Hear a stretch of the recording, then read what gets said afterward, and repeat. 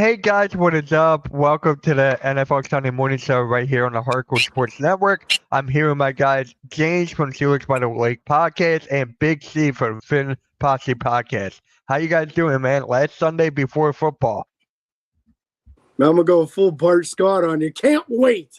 It's the best time of year. Let's be real. The weather's the best. You got football like 4 or 5 days a week this time of year. I couldn't ask for anything more, man. I love this. Yeah, me too. Big C, how you feeling? Definitely super excited. Nervous though. Nervous about my football team. Curious to see what it looks like. See if we can put it together and hopefully have a successful year. Yeah. I'm not as nervous. I'm just excited. I can't wait for the day. I can't wait for Thursday. So let's just get this started by talking about Micah Parsons getting traded to Green Bay. We were talking about this a while back, and I'm like, I thought he was going to stay. I thought Jerry was not going to pull the trigger at all. But for a bag of chips, 2 first-round picks, like, James, let's start with for you, man. Where were you when the trade went down? I think I was here. I think I was at home, man. And one of my buddies that I do the podcast with texted the group and said, "Hey, it happened. Here's the trade for 2 firsts to Green Bay and Kenny Clark." And I said, I mean, I kind of figured at this stage the compensation was only going to be 2 first-round picks just because Dallas had let it drag on too far, right? If you would have done this a month and a half ago, you have more leverage. You're going to be able to get more in return. But now the season's almost starting, and people know that you have to make a decision. Otherwise, he's going to start missing games and just sitting out on you. So that does force the value a little bit lower because of the urgency of the situation. Realistically, Green Bay, we all expect, I think most of us anyway, expect Green Bay to be very good as they have been, winning like 11, 12 games, which puts that pick probably in the mid to late 20s each of those years, which is back end of the first. That's not the greatest first round pick. It's almost second round at that point. So I feel like Green Bay definitely got the better end of this deal.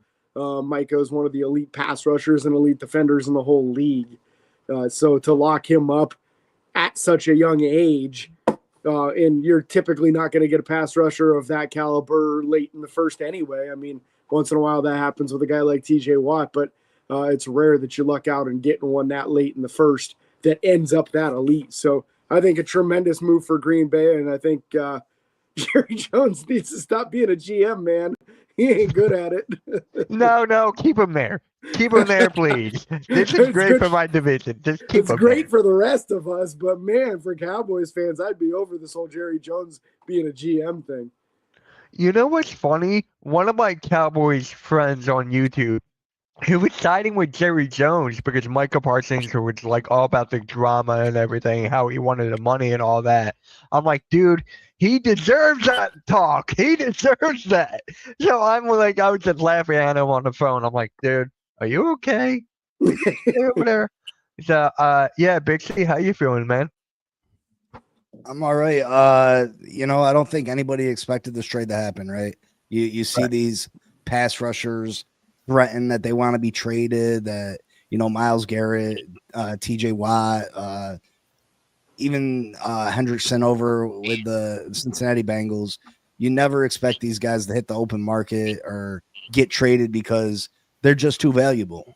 And especially at such a young age, one of the top probably 5 pass rushers in all of football, you just didn't expect it to happen. And for what they got for him, it just wasn't enough.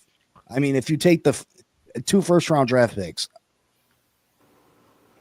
to get someone of the caliber of Micah Parsons, you got to use a first-round draft pick just to draft a player, right? So that's and the second one, I mean, you're getting a late-round pick. The Packers are probably going to be one of the better teams in the NFL. So, what are you getting, a late round first, early second round pick for a player of Micah Parsons' ability? That's just, I mean, it's not enough for me. But, I mean, in reality, the Cowboys weren't going to be competing for the division.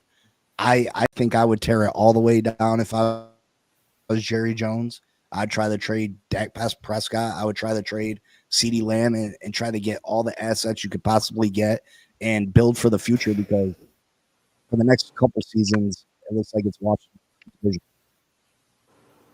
Yeah. Bo, what's up, man? How you doing? Oh, doing all right. How's it going, guys? Good, good. I'm good. So we're just talking about Micah Parsons trade, man. How you feel about it? Yeah, I mean, obviously, if you're looking at it just from a player standpoint, it's not great. But you knew that Dallas wasn't going to do anything anyway, right? But when you look at how fractured that relationship was, even if they gave him the money at this point, it wasn't going to be a great relationship, right? Like it was going to be weird tension, probably some cancer in the room. Besides, you also now have other players that are there that have seen how this happened, right? So I don't think he wanted that reminder either, right? You want to have that success story when it comes to the contract of Dak still being in the room, whatever, right? So do I think they could have got more for him if they would have done it maybe pre-draft? Absolutely, right?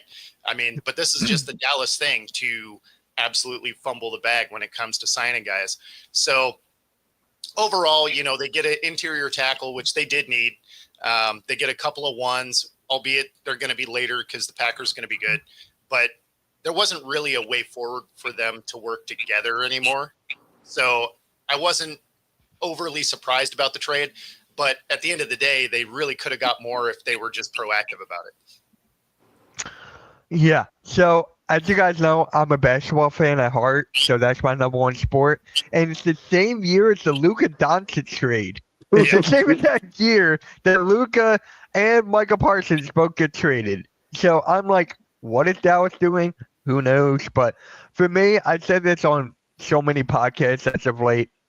If I were them, I would rebuild as well. I would just take a step back, take a look what I have here, and be like, where can we go from here? What's the next step? Maybe trade Dak, like Big C said, or something like that. I think it's time because their schedule right now is kind of tough. After yesterday, that late round first could be Arch, right? Like he looked awesome. Oh my God! Well, the reason that will never happen is Jerry Jones is 80 years old, right? You know what I mean? Yeah. He doesn't have necessarily the time for a rebuild. You know what I mean? These guys aren't trying to not. What's it do him any justice to try to rebuild 5 years down the road? You know what I mean? No. Chances are he might not be here. You know what I mean? So yeah, he's not trying to hear that. And as long as Jerry Jones is in control of the team, you're gonna get this. Except if you're a Cowboys fan, he's going to live forever because he's ruining your team. It's not just that. Don't forget about his son too.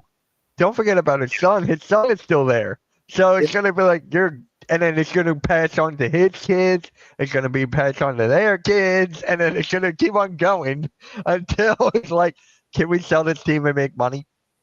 That's where it's going to go. That's the thing, right? Like, does it get passed on that many times, or does it end up like the bus kids, where they're just like, let's get these billions and keep it pushing? Kind of reminds me of Al Davis with the Raiders, near the end. Right. He was calling all the shots, drafting Sebastian Janikowski in the first round, and the rest of the league was just laughing while Al did Al things, and now Jerry seems to be doing the same thing. Fun fact for you guys, George Pickens has the same agent as Micah Parsons, so don't expect him to be re-signing in Dallas either. Oh, wow. I was not aware of that. That is amazing. Yeah, that relationship between that organization and that agent is so fractured, there's no way Pickens stays after this year now. That is fantastic. So here's actually the schedule for the Cowboys here, because I was seeing online, like people were predicting 4 wins, 5 wins. That's basically where I am at with Dallas. So how many wins do you guys see that Dallas realistically getting this year? Like, is it 4 or 5, 6? Yeah, I think they can be better than that. Carolina's not going to be enough better to matter. The Jets you can win. The Giants, they'll probably split. Yep. Could probably beat the Cardinals. I see 6 wins already almost. Yeah, I mean the Cardinals are a coin flip because you never know which team's showing up. Make Vegas is out. going to be similar to that, right? Like Vegas is going to beat some teams they shouldn't. They're going to lose to teams they shouldn't. Wow, they're get beat a lot in the second half, though. Look at the second half. My point exactly. Yeah, I saw about 6 wins. The only thing they can hope for in the second half is some injuries. Yeah, Dude. I agree with Bo on this one. It's I think that Dak and CD are too good for them to only win 4 games. Yeah. So I think as long as they have those two on the roster, you're gonna just come up with at least 6 wins probably, just because the two of them can blow up at any point in time. But the Yeah. rest of the roster isn't good enough to get you to 8 or 9. Yeah, Not at all. I think they can. Like the ceiling is probably an 8-win season. That would get the third. That would be tied with the Giants for third. I feel like in NFC East, that would be like right there. People think that actually is have the valid. Cowboys being like dead last. Yeah, no, I think that I think it's a battle for third. Is really what Yeah. it is. Like the Giants, their defense are going to be good. The offense are, I don't know. We'll see. But but the defense should be, pretty solid for New York. So I think those two teams are going to battle for that third spot, which means who cares? But you got no faith in Russ? No, not really. Yeah. Oh my god. So yeah,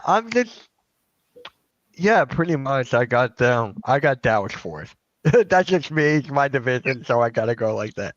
I gotta go. So There's Yeah. some Dallas hate there that might give you some bias. Maybe. hey, I'm just living my life as an Eagles fan, Super Bowl champion right now. So it's just like just keep them down there. I've seen a prediction of the Cowboys going 0-17. I'm like, no, they're not the Saints. They're not the Saints. I Yeah. got the Saints actually going 0-17 this year.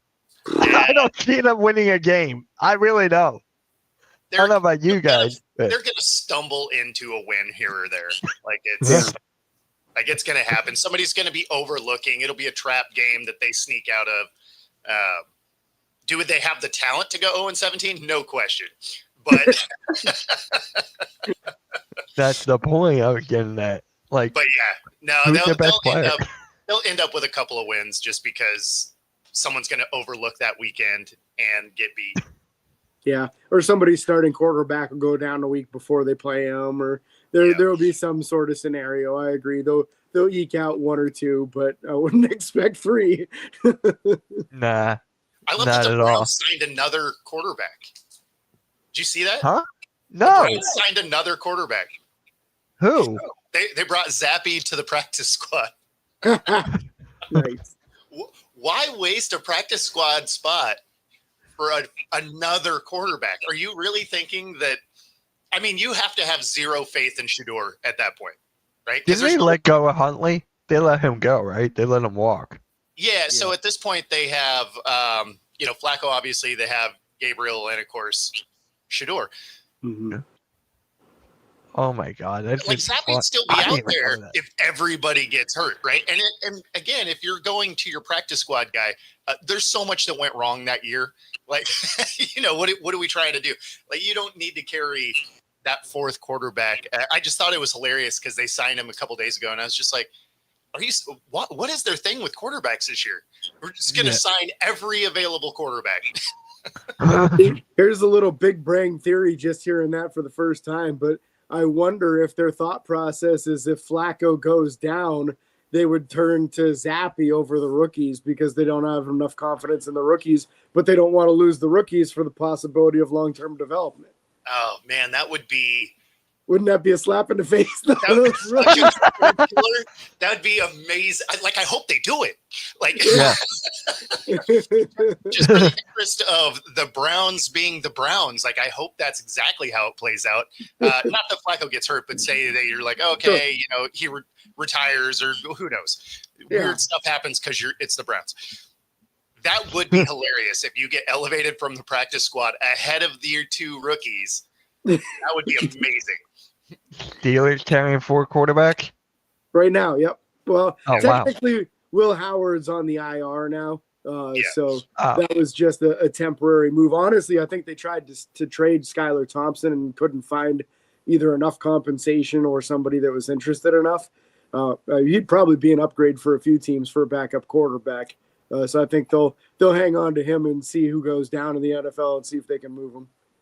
Yeah, And Ralph, if we're including guys on IR, that would make the Browns have 5.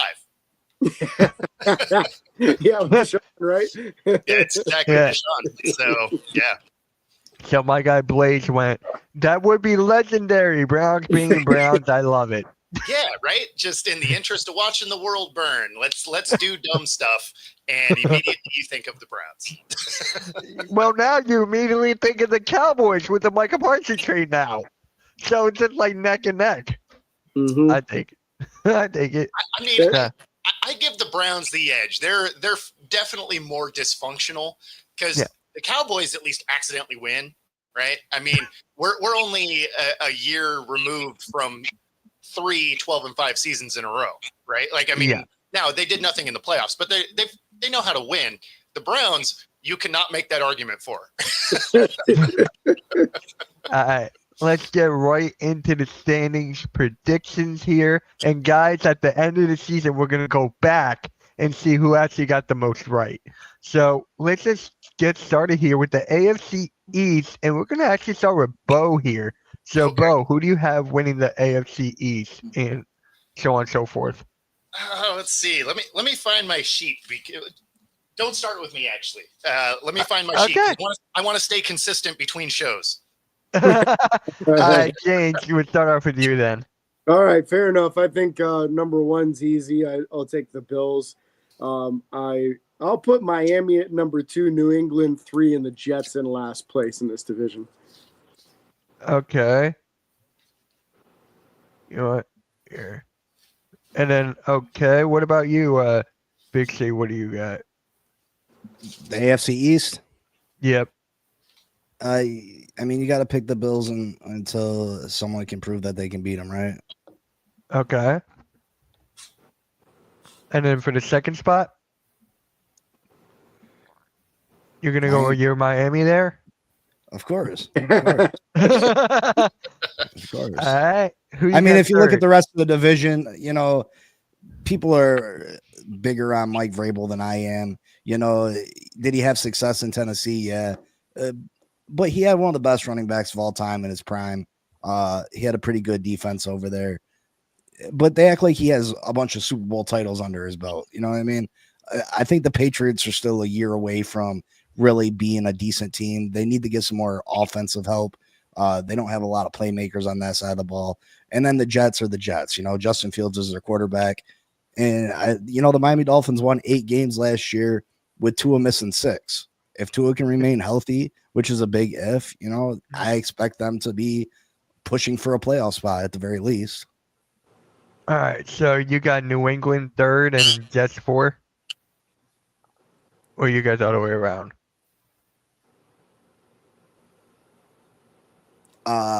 Patriots. Okay. I'm just gonna go like that, and then Jets. How about you, Bo? Yeah, so I'm exactly the same way. So here's the thing with that, right? Like, you have the Jets, and everybody was excited Justin Fields went there, which I don't really understand anyway. Yeah. But even if you liked the prospect of Justin Fields, what about the Jets tells you they're going to develop the guy? Like, if there was an organization that you can almost guarantee won't develop a quarterback, it's the Jets. So yeah, they definitely land in last for me. All right. I think I'm gonna go the same way. I was thinking about flipping the Jets in New England, but then I was like, wait, it's the Jets. What am I doing here? Yeah. My friend would love that. He's a diehard Jets fan. I don't know how he is, but He I'm already like, turned the okay. show off. He's not even watching right now. I gotta call him later. All right. I'll start off with the AFC North. So what are the teams there again? Oh, North, you got the Raph. Ravens, Steelers, Bengals, Browns. wait. I got to address that. Ref, yeah, he was 4-2 before getting benched. But if you remember, his defense was scoring points in all of those 4 games. They didn't win because of him. Ravens. You know what? I'm actually going to go that way. Ravens, Steelers, Bengals, Browns. On my friend's podcast on Friday, we were talking about how the Bengals could be the last third spot in the wild card. Like, we just don't see them going up anywhere. And I said that they're the most overrated team in the NFL. Right now, Cincinnati. I don't see them going anywhere. And then the Browns, it's the Browns. All right. James, are you going to go your Steelers first? Or are you No. going to go? No, not a chance. I'm kind of like how Big C is in his division with this. Like, until somebody proves that they can knock the Ravens off, I'm putting the Ravens at number 1 in the division. I do think that the Steelers are a more well-rounded team than the Bengals, so I do have them at second.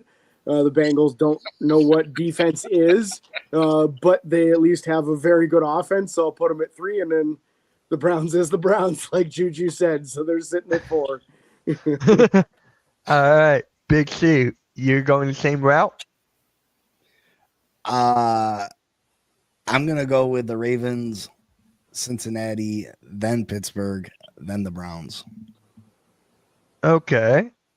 Father Time's undefeated. Aaron Rodgers is 40 plus years old.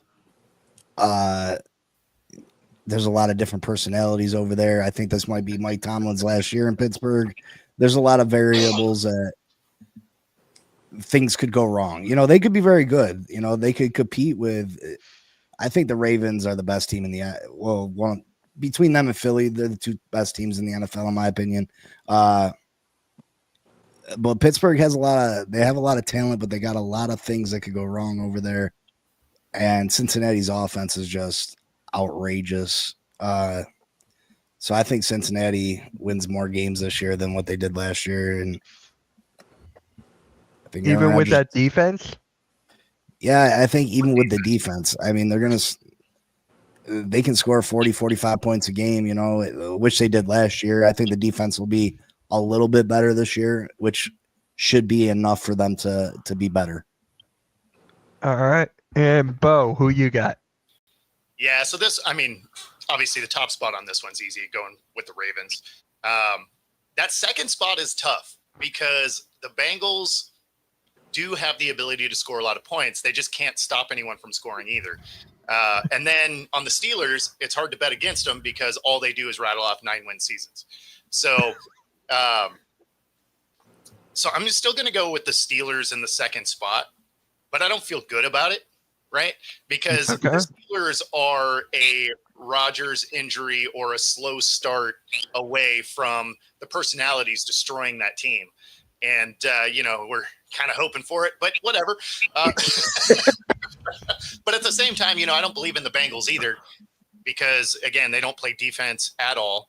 But obviously the Browns occupy the last spot because, well, they're the Browns. All right, Big C, we're actually going to start off with you here. AFC South. By default, the Texans, Jacksonville.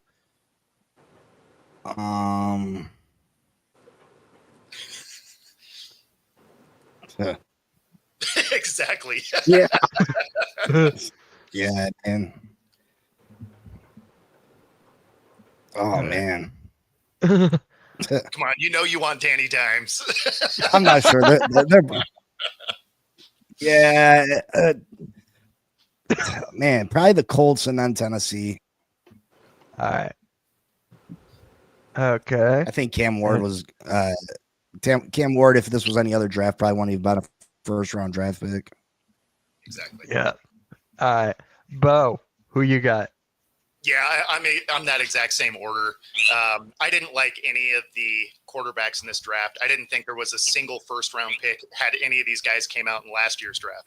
So the Titans need a lot of stuff still. The Colts, like just routinely doing weird stuff. So I'm going to go with the Jags. Obviously, this needs to be a huge year for Lawrence, right? Like he needs to prove that contract he got is supposed to be a real thing.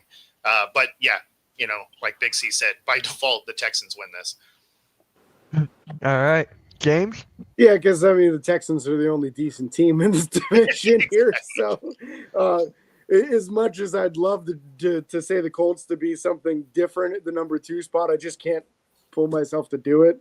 The Jags should have enough talent at wide receiver now to do something on that offense and at least win 7 games, which is probably enough for second place. So I'll go Texans, Jags, Colts, Titans, just like the other fellas here. I like that we're all either going to be all right or all wrong. Yeah. All right. I'm going to go Texans, number 1. That's like undoubtedly the team that's winning it. Jaguars, 2. I'm not the biggest fan of Trevor Lawrence. I never liked his game at all. I just thought he was just one of the most overrated players in the league. I call him Bo Callahan. So if you guys can draft it, you will understand that joke. So Nice. I call him Cole, and then Colts next. Even though I'm not a biggest fan of Daniel Jones, I am not. He's gonna fall flat on his face again. And then Titans here, and then I'll go for Monster's real. yeah. All right. Who is it for the West? I got it right here. Denver, Chargers, Chiefs, Raiders. Okay. Huh. You know what? I can't. They're still going to take a step back, but I still got the Chiefs 1. Broncos 2. And then I got, what is it? The Chargers and the Raiders? Yep. I'm going to go like that. Chargers, Raiders. The Raiders still get Genty, but I don't think that's going to put them over the Chargers. So I'm going to go like that. All right, James, who you got? Man, it's going to sound super unoriginal. I'm following on that one, too. I've got the Chiefs. The Broncos, I thought, showed enough that we should expect good things of them this upcoming season. And the Chargers, to me, are a lot better than what the Raiders are. Yeah. I feel like there's a pretty big gap between those top 3 and the Raiders. All right, Big C. I got Kansas City, then the Chargers, then Denver, then the Raiders. Gotcha. Chargers, Broncos. Okay, got it. And then, Bo, what about you? Yeah, so I'm following Big C there. I have the Chargers in that second spot. The Raiders are going to be a fun watch this year, though. They are. They're not going to win a ton of games, but they're going to win games that they shouldn't. And so I think they're going to be an entertaining watch. They're going to give their own division some trouble. But ultimately, first year of them building their new culture, I don't think they do much. All right. And then we're going to, Bo, right back at you, NFC East. Let's see. Should I put the Cowboys on the bottom? Yes. Yeah. Well, no, actually, I take that back. I'm going to go with the Giants in that 4th spot. Okay. I'm going to go Cowboys if we're going bottom to top. Yeah, might as well. I think it makes it more funny. And then Washington. I don't think they're going to have quite the dynamic season they did last year, but they're going to be better than the other 2. And then obviously the Eagles are the front runner in that one. Yep.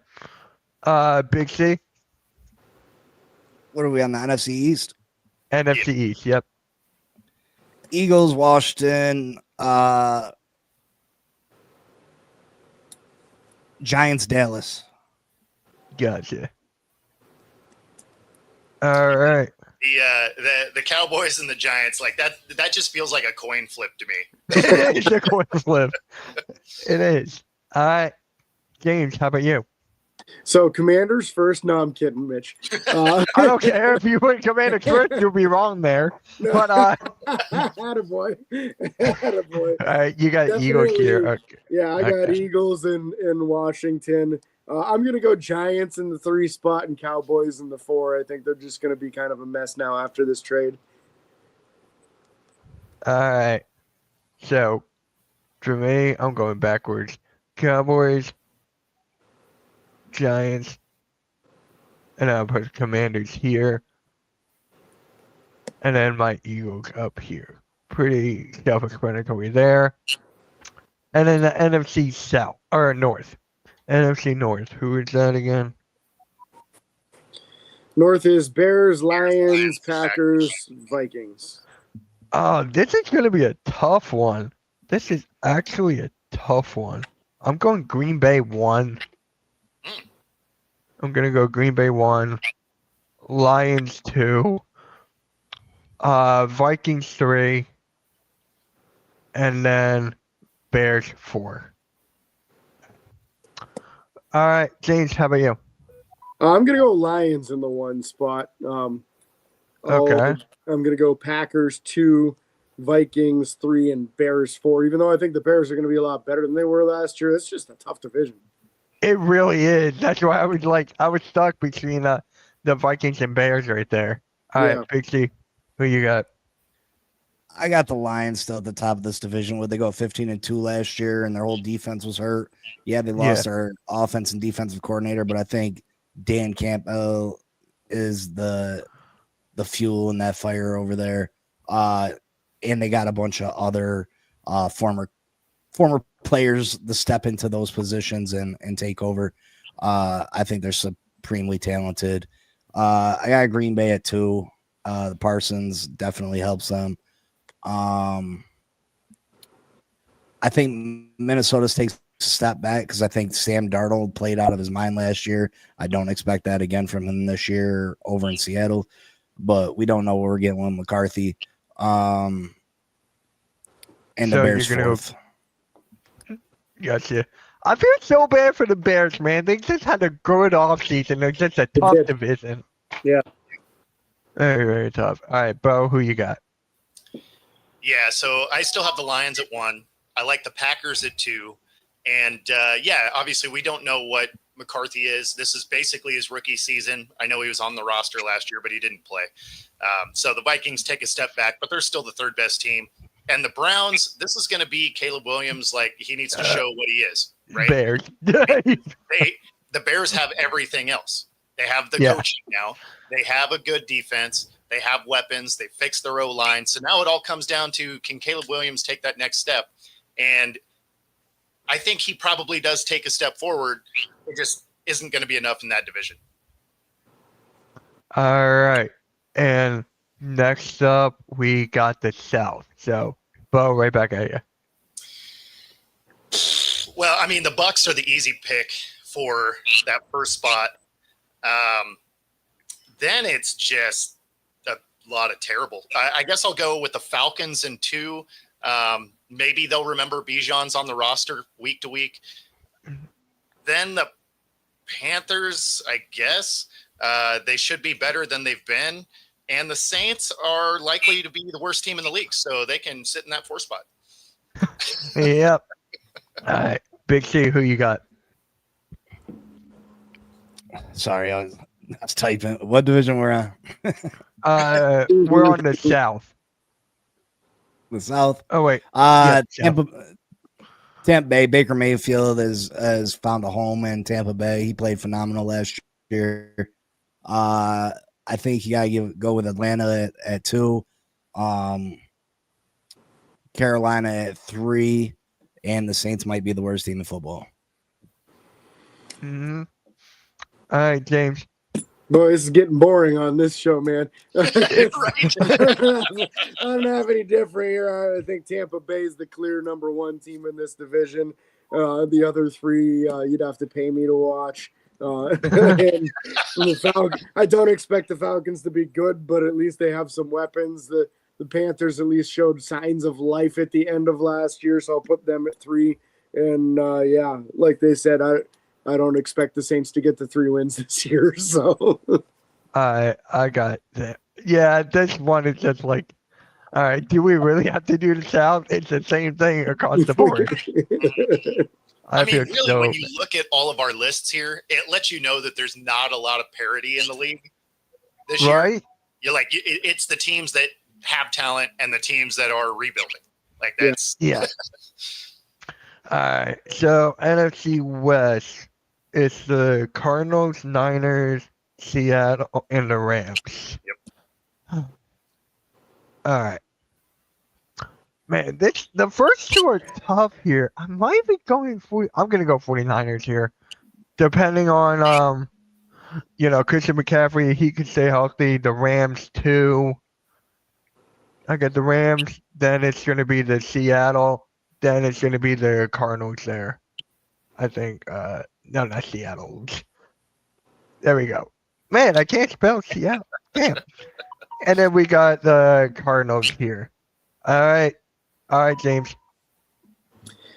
so it seems like it's every other year for the Niners that enough Right. guys stay healthy for them to make a run. So I'm going to gamble that this is the year that the Niners stay healthy enough to make a run. I'll put them at Okay. number 1, the Rams at 2, Seattle at 3, and Arizona bringing up the rear just because they're so inconsistent and unpredictable. Yeah. All right, Big C, who you got? I think it's a toss up between the Rams and the 49ers. The 49ers were so good the last few years up until last year with all the injuries, but they lost a lot of key pieces. We don't know if Christian McCaffrey is going to be healthy. So you don't know what you're going to get with them. The Rams were phenomenal. They almost knocked Philly out the playoffs last year. I think I'm going to have to go with the Rams, then San Francisco. Then and then it's who do you trust more, Kyler Murray or Sam Darnold? That's a toss up. I'm gonna go with Seattle though, and then the Cards. All right, and then Bo. Yeah, so I have the Rams 1. They are a really good team. I have Seattle 2. The Niners lost Debo. They lose a couple other key pieces. Ayuk is disappeared basically after signing his contract, and actually he's also hurt. The Niners are going to take a noticeable step back. I mean, they just went and grabbed MVS the day after Seattle cut him because they just needed more receiver depth. So, I don't expect the Niners to be what they've been over the last decade, really. I think they take a pretty major step back. Kudos to John Lynch, though. Like he's doing work to reload that team. It just won't be for this year. So I have them in that 3rd spot. And then the Cards, they have so much talent on that roster and yet somehow can't figure out how to consistently utilize it on the field. I mean, especially when you think of they had Marvin Harrison Jr. and there would be like first halves where he'd have 100 yards and you would never see another pass go to the guy. Like, they're just like, oh, you know what? We're playing good. Better shut that down.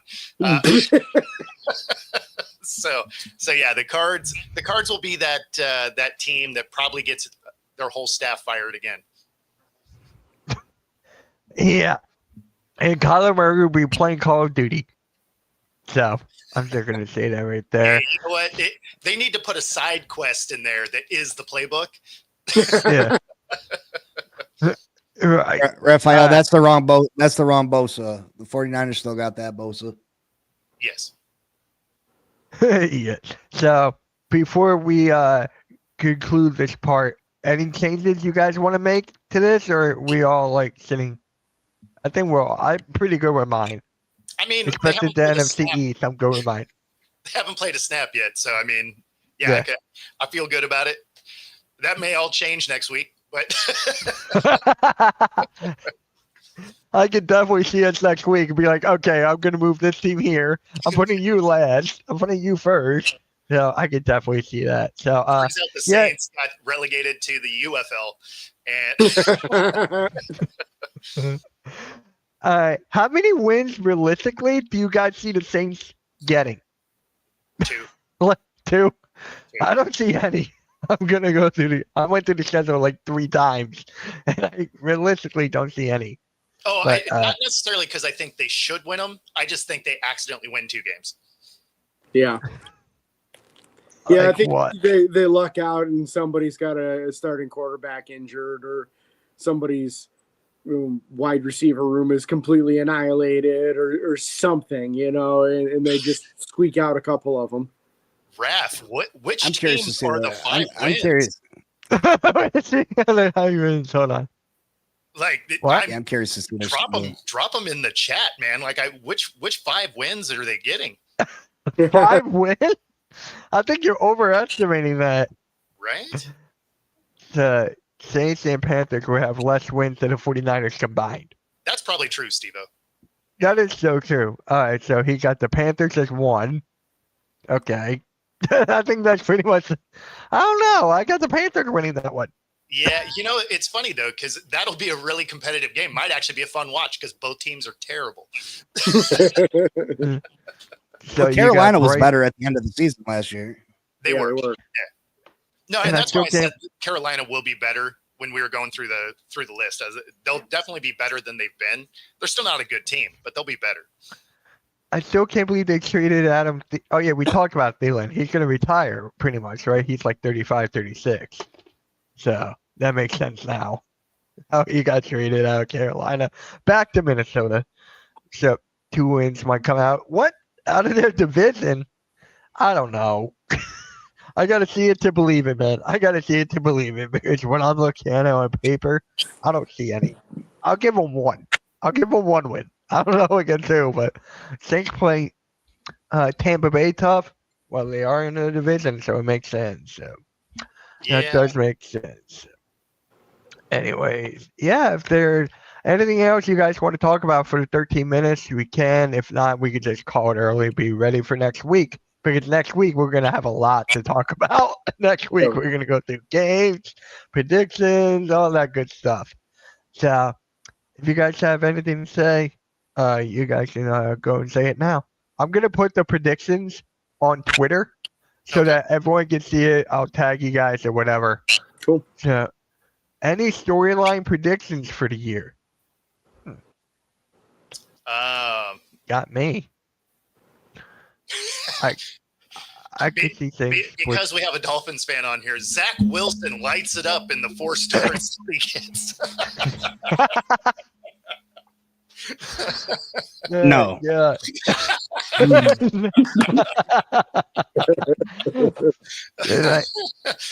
Yeah, I couldn't say. Miami shocks Buffalo week 3 in Buffalo. Woo. That's that early was- enough in the year that I could see it. Yeah. Yeah, and then the next time you guys play will be the reverse. So Arch Manning looked. Yeah, I didn't watch the game. I did not, but I heard he played awful.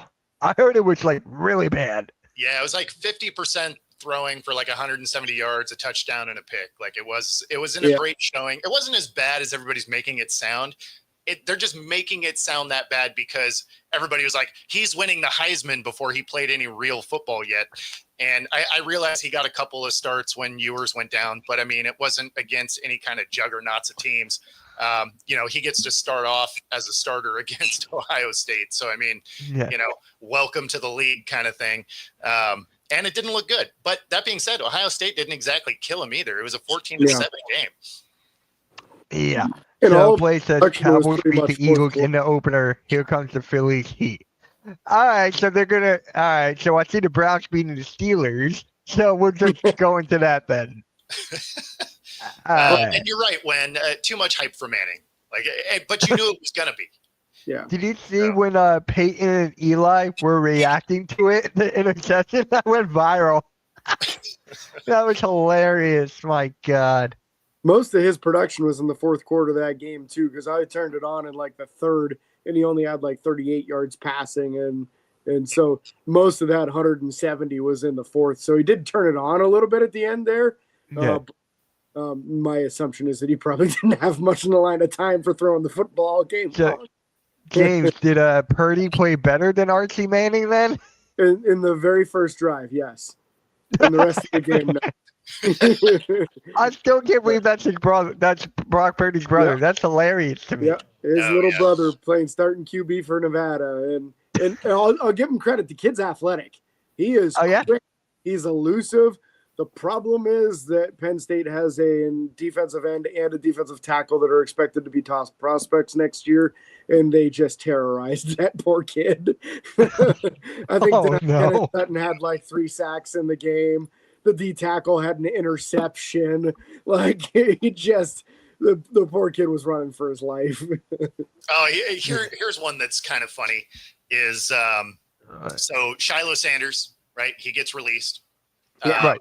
You know, not that that was a huge shock or anything, but then he throws that punch after getting bullied on a play, and they levied a fine for him today, or maybe it was last night, which means his NFL career will be negative money.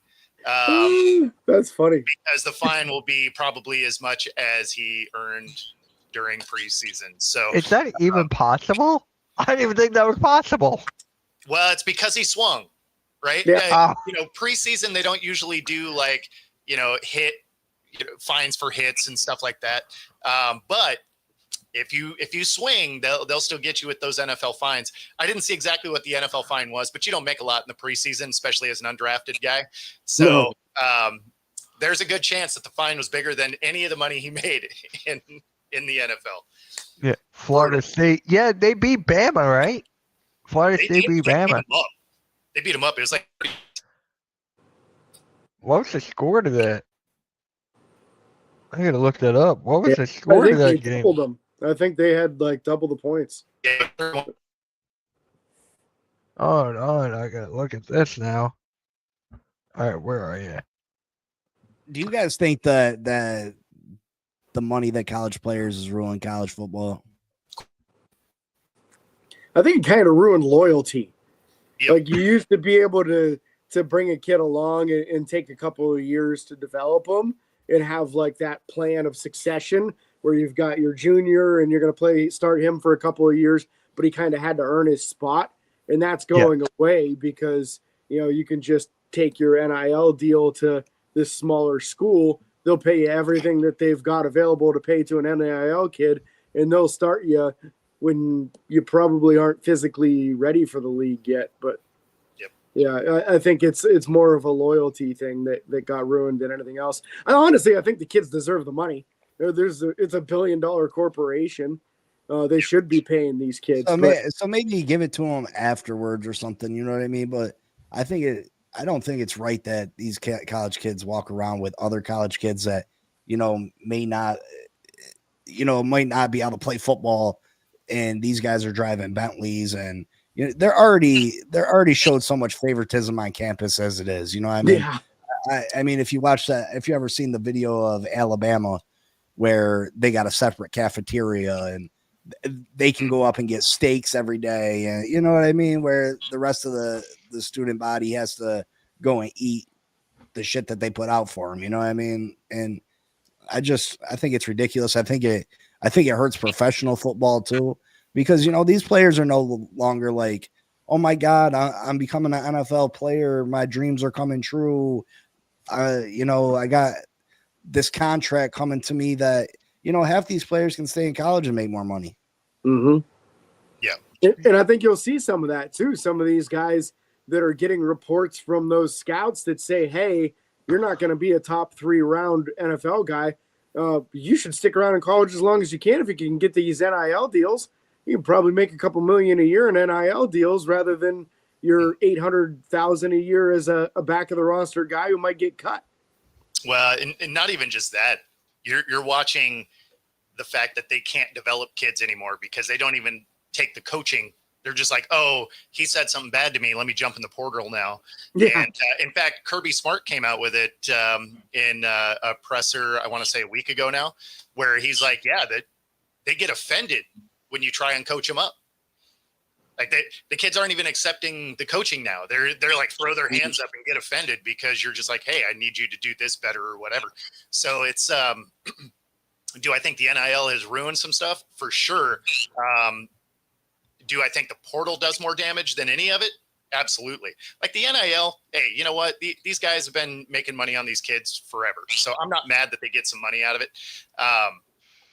But being able to just bounce out because, oh, I didn't get the playing time I wanted, rather than just like, hey, work, earn your spot. Now you're like, oh, I'm just going to leave. And that part I don't like. I also don't like that you can't, the transfer portal is open multiple times. So you can leave as you go into the playoffs and you're watching kids do it. Like, that's wild to me. Like, I wanted, like when you played, didn't you want to win? Wasn't that the thing? Like if I'm going into the playoffs, you know what I'm not doing is leaving. Yeah, I don't know. The portal does more damage than I think the NIL does. The NIL does a lot of damage because there was just no framework for it.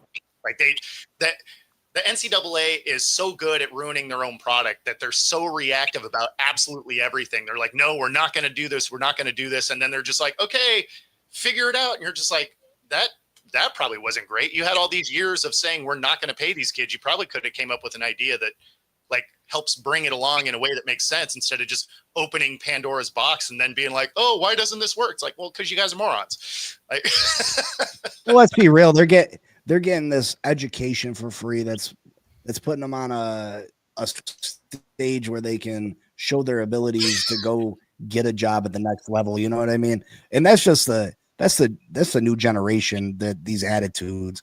My kid said something to me the other day, like, he gave me some kind of attitude, and I was like, why are you talking to me like that? He's like, I'm talking to you with the same respect you're talking to me. I said, what? You little motherfucker. I'll smack the shit out you. If I would have said that, we wouldn't be having this conversation today. Like, yeah. And you are right. I am a Washington Husky fan. But that isn't why I dislike the portal, actually. Like when we lost our coach to Alabama and, you know, most of our starters left, I wasn't mad at that, right? Because the program you signed up for had now changed and moved and whatever. So like, I'm fine with the portal. I just don't like that it's open multiple times. I mean, you're actually seeing some college tradition things start to go away where you have the spring game not even matter, because why would you even play it? Because the portal opens after it.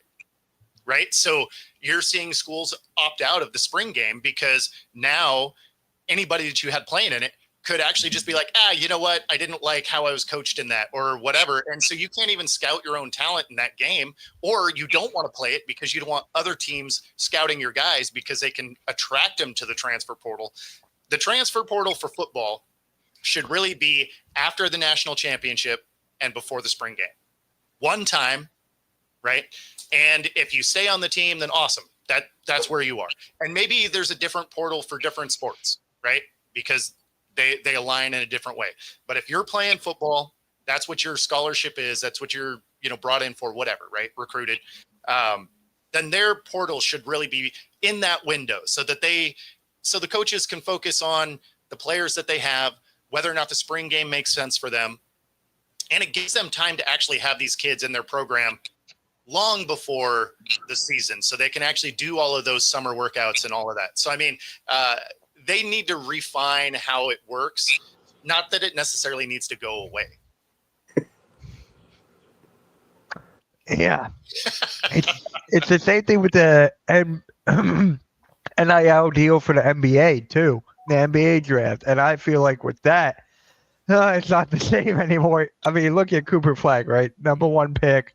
But if he didn't go in, he would still got all this money and stuff to lay back on. So I'm like, they got a security blanket, which I like, but it's just like the effort is not there as much anymore. So well, that's the way I on think the, you know, in the other sports, right? Women's basketball is a great example of this because the WNBA current pay structure isn't very good. That, you know, I was chatting with Coach Quinn a couple of weeks ago for the Storm, and she said that, you know, the rookies are older now because, you know, I was asking, is the NIL negatively affecting the league? And yeah, right. Because a lot of those NIL deals can be more than what they're going to make as a base salary in the WNBA. Now that's going to change, but they're going to get a significant, you know, pay increase, but with their new TV deal. but yeah, I mean, as it sits right now, it makes more sense to stay in school if you have a good NIL program. Yeah. All right, guys. So that's going to conclude right here for the NFL Sunday Morning Show. Next Sunday, we got football. So next week's show is going to be a lot more stuff to talk about. So, Bo, what you got coming up, man? Yeah, just more WNBA coverage. I'll be back in the stadium. I was there last night. I'll be back in on Monday, and then it's a whole week of football. We get our Pick'em Championship rolling Thursday, and got some football, baby. Yeah. And then Big C, what about you? Just super excited for football. Doing my Fin Posse podcast, usually Monday through Friday, 10 a.m. Game Changers, Laces Out Live, usually Monday and Friday, 7 p.m. Eastern. But yeah, super excited for football. Can't wait. It's back, baby. Yeah. Yeah. James. We just did our bold predictions show, so some off the wall stuff yesterday. So check that out on YouTube or anywhere you listen to podcasts. And about to go to twice a week, so we'll do a Monday recap show after games, and then Saturday morning shows talking about the upcoming game. Obviously, that changes anytime the games don't fall on a Sunday. Yeah, I was going to say, what if you play on a Thursday? Then everything moves up, buddy. Yeah. So for me, yeah, we got Eagles coming up. Make sure you guys tune into the wrestling show right after us, and then we got a football show after that. So make sure you guys tune in to the Hardcore Sports Network. Without further ado, hit that like, hit that subscribe, hit that notification bell, and we'll catch you all next week for football. Football's back, and my Eagles play on Thursday. So I'm waiting for Eagles versus Cowboys. Other than that, catch you guys later, man. Peace. Have a good one.